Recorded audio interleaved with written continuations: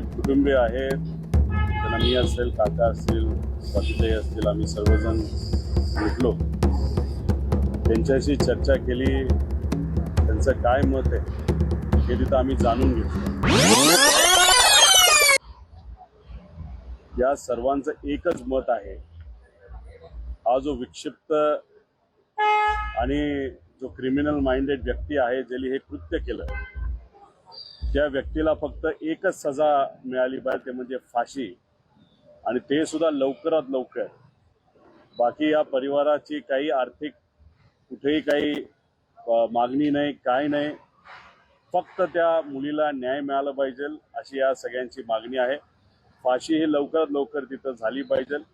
आम्ही सुद्धा त्यांना सांगितलं, सरकार मदत करेलच, प्रशासकीय अधिकारी मदत करतील, पण आमच्यासारख्या सामाजिक कार्यकर्त्यांकडनं सुद्धा जर त्यांची काही अपेक्षा असेल तर नक्कीच ती आम्हाला सांगावी.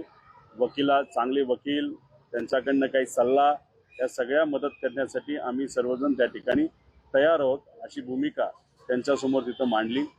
त्याच्याचबरोबर सरकारला आम्हाला खरं तर विनंती करायची आहे, बाल हक्क समिती यांच्याकडनं ज्या पद्धतीने लवकरात लवकर काही पावलं घेण्याची अपेक्षा आहे, ती पावलं तिथं घेतली जात नाहीत.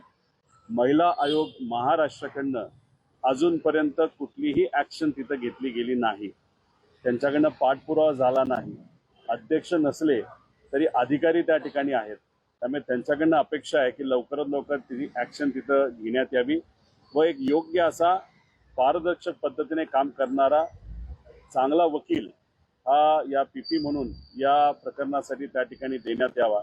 त्याच्याचबरोबर वकील संघटना जी आहे भोर तालुक्याची, त्यांचा मी आभार व्यक्त करतो. पुणे जिल्ह्यामध्ये सुद्धा अशी चर्चा आहे की तो पलीकडे असणारा जो क्रिमिनल आहे त्याला कुणीही वकीलपत्र त्याचं घेणार नाही, अशी भूमिका त्या ठिकाणी त्यांनी मांडली. त्यामुळे सामाजिक कार्यकर्ते, राजकीय नेते व त्याच्याचबरोबर महाराष्ट्राची जनता या परिवाराबरोबर त्या ठिकाणी भक्कमपणे आहे. मीडिया सुद्धा या परिवारावर भक्कमपणे आहे. एकतर काल जे काय आंदोलन झालं, लोक भावनिक आहेत, परिवार भावनिक आहेत, या सोसायटीमध्ये राहणारे सुद्धा लोक तिथं भावनिक आहेत, आणि त्या अनुषंगाने लोक रस्त्यावर उतरून त्या चिमुकलीला न्याय मिळावा यासाठी तिथं प्रयत्न करत होते. खरं तर PM होत असताना सुद्धा बराच वेळ तिथं लागला. ठीक आहे, काही प्रक्रिया असेल त्यामुळे वेळ लागला असावा, पण मग एवढा जर विलंब या ठिकाणी होत असेल, आणि त्याच्याचबरोबर हे सगळे अभ्यासू लोक आहेत, त्यांनी आकडेवारी काढली तर पॉस्को केसमध्ये असू द्या, नाही तर रेपच्या केसमध्ये अशी अनेक उदाहरणं आहेत, नाही तर बहुतांश उदाहरणं आहेत की एखादा क्रिमिनल हा जेलमध्ये जातो आणि काही दिवसानंतर बेलनी बाहेर येतो. मग या चिमुकलेला न्याय कसा मिळणार, अशी लोकांची भावना तिथं होती. म्हणून जेव्हा सकाळी का दुपारी पालकमंत्री सुनेत्रा वहिनी इथं आल्या होत्या, काकी आल्या होत्या, त्यांनी सुद्धा CM साहेबांबरोबर या लोकांचं बोलणं करून दिलं. काल सुद्धा संध्याकाळी जेव्हा आंदोलन चालू होतं बोलणं सुरू करून दिलं. CM साहेबांनी शब्द दिलाय, जो आता इथे असणाऱ्या काही सामाजिक कार्यकर्त्यांनी बोलून दाखवला, 14 दिवसामध्ये आम्ही हे प्रकरण निकाली काढू.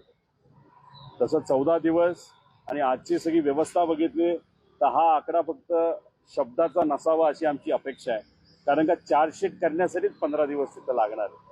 त्यामुळे सरकारकडनं अपेक्षा आहे या विषयामध्ये लक्ष घालून लवकरात लवकर तिथं कारवाई तिथं केली गेली पाहिजे.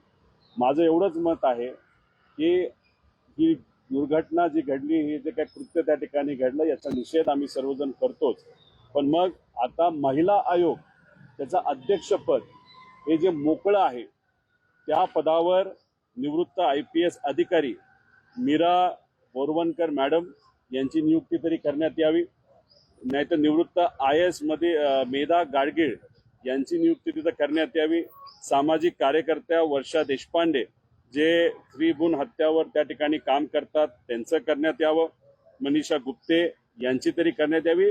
कुणीही करा, पण राजकीय व्यक्ती त्या महिला आयोगावर बसला नाही पाहिजे याची दक्षता सरकारकडनं त्या ठिकाणी करण्यात यावी, अशी एक विनंती करतो. आणि त्याच्याचबरोबर आपण जर बघितलं तर सातत्याने होतं असं की फास्ट ट्रॅक कोर्ट तुम्ही निर्माण करा, लवकरात लवकर न्याय देण्याचा प्रयत्न करा, पण आजचं जर आपण तिथं रूल बुक बघितलं तर त्याच्यामध्ये, त्या कायद्यामध्ये कुठेही फास्ट ट्रॅक कोर्टला तिथं प्रोव्हिजन नाहीये, त्याला स्पेशल परवानगी लागते. त्यामुळे आमच्या सगळ्यांची मागणी आहे, लोकांची मागणी आहे, शक्ती कायदा जो अधिवेशनामध्ये पास करण्यात आला होता महाराष्ट्रामध्ये, पण केंद्र सरकारने त्या कायद्याला त्या ठिकाणी नकार दिला, तो परत पाठवला. तो शक्ती कायदा लवकरात लवकर या महाराष्ट्रामध्ये लागू केला पाहिजे, कारण त्याच्यामध्ये फास्ट ट्रॅक कोर्ट हे इनबिल्ट आहे. म्हणजे तिथल्या तिथं लगेचच्या लगेच प्रत्येक केस, पॉस्कोची केस असू द्या नाही तर रेपची केस असू द्या, तिथल्या तिथं त्याला एक रूल बुक आहे. त्याच्याच बरोबर एक कमिटी निर्माण केली जाते या बाबतीतला फॉलोअप करण्यासाठी, आणि बरेच जे काही वेळ आहेत तर तो वेळ मर्यादा या कमी केल्या आहेत तपासापासून सगळ्या. त्यामुळे शक्ती कायदा या महाराष्ट्रामध्ये आणण्यासाठी सरकारने प्रयत्न करावे. आम्ही सुद्धा अराजकीय पद्धतीने त्याला तर आधी पाठिंबा दिलाच होता, याच्या पुढे त्या ठिकाणी पाठिंबा देऊ. दादा, माझं हेच मत आहे, तुम्ही बरोबर म्हणत आहात.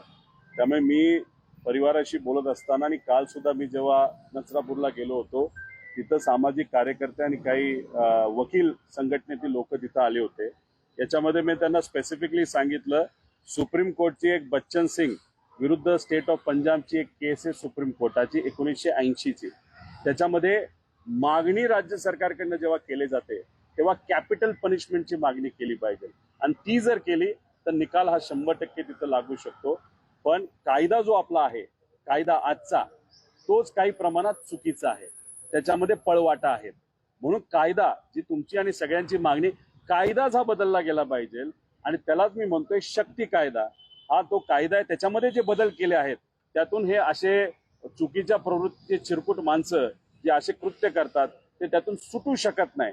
त्यामुळे तुमची मागणी आणि लोकांची मागणी जी आहे, कायद्यामध्येच बदल करा, आणि तीच सगळ्यांची मागणी असल्यामुळे सरकारने शक्ती कायदा हा लवकरात लवकर लागू करण्यासाठी पावले उचलावीत. आणि जर सरकारने निर्णय घेतला की पुढच्या 2 दिवसात 10 दिवसात जेव्हा केव्हा ही शक्ती कायदा पास करण्यासाठी एक स्पेशल सेशन बोलवण्यात यावं, आम्ही विरोधात असणारे जे कोणी आमदार आहेत, कार्यकर्ते म्हणून त्याला पाठिंबा देऊन हा शक्ती कायदा लवकरात लवकर पास जर झाला तर तुम्ही म्हणता तसं 10-10 वर्ष, 15-15 वर्ष जो निकाल लागत नाही तो निकाल काही महिन्यांमध्ये तिथं लागू शकतो, पण त्याला कायदा बदलावा लागेल.